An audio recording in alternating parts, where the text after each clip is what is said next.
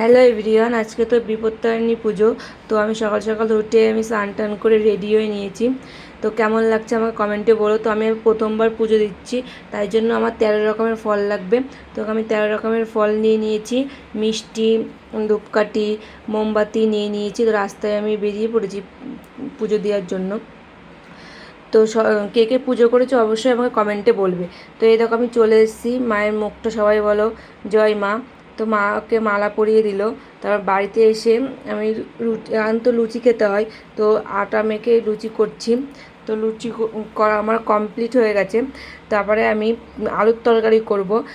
আলুটা এখানে কেটে নিয়েছি, তারপরে টমেটো, কাঁচা লঙ্কা, কালো জিরে, শুকনো লঙ্কা, তেজপাতা গুছিয়ে নিয়েছি।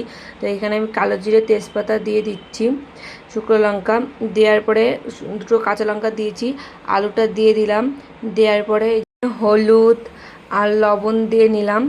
দেওয়ার পরে টমেটোটা দিয়ে দিলাম, দিয়ে হালকা একটু জল দিয়ে একটু সেদ্ধ হবে। সেদ্ধ হওয়ার পরে রেডি হয়ে গেল আমার আলুর তরকারি। তো আজকের মতো টাটা।